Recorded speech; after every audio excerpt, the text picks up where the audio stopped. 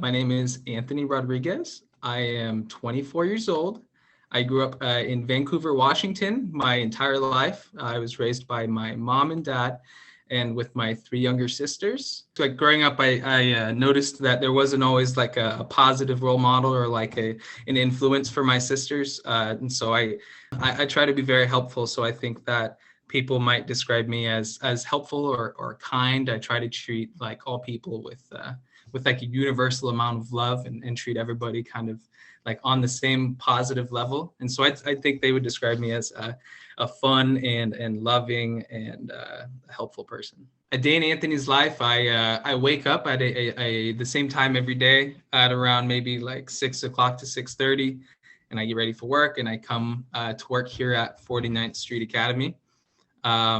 I work there with our students who struggle a little bit with behaviors that come from either trauma or developmental disabilities.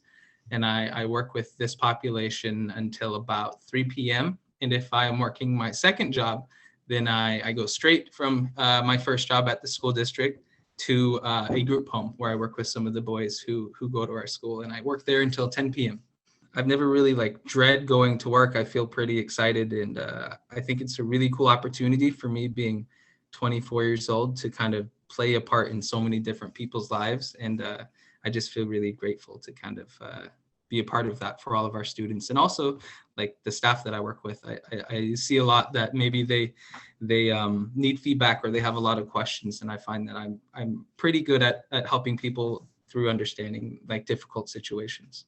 Growing up, I always wanted to help people, and so first I wanted to be in the Marine Corps and join the military, and then after that, my plan was to become a police officer.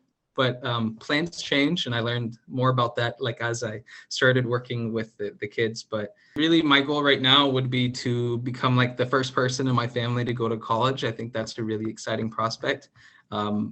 My family hasn't had that opportunity or even seen, that as being a thing that's possible. And so I'd love to kind of show my family that it's like something that, anybody can do, or that, if you try really hard and if you don't give up, that's something that can happen. And so I guess right now my goal would be to go to school and get my degree and either become a special education teacher working with like more higher needs behaviors, or become a behavior analyst, again working with the same population but just a little bit more concentrated. Growing up in my family, we didn't always have a lot of resources, and there wasn't always like a really clear there wasn't always help in making those goals and making like a timeline. And so that's something that I've kind of learned how to do like independently by myself. And so right now I'm trying to save up enough money with the two jobs so that I can get a computer to start. I don't really have a computer at home, and so that would make online school possible. And once I have that, then I'd like to finish my RBT certification, which is what I'm working as now as a registered behavior technician. And so I'm currently in the process of finishing that. And then after that, I'd like to sign up for like an online school or something that fits in my schedule to where I can start that process towards getting my degree.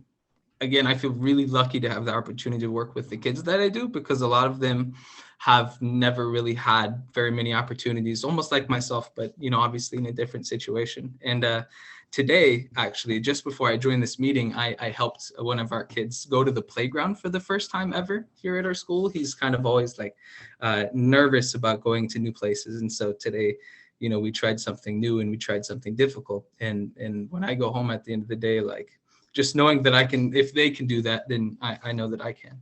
It's kind of hard to talk about, but both of my parents are kind of in poor health, and they're not doing so hot. So maybe like maybe pray for the health of my family, and for strength for my sisters and for everybody, and just more opportunities for them.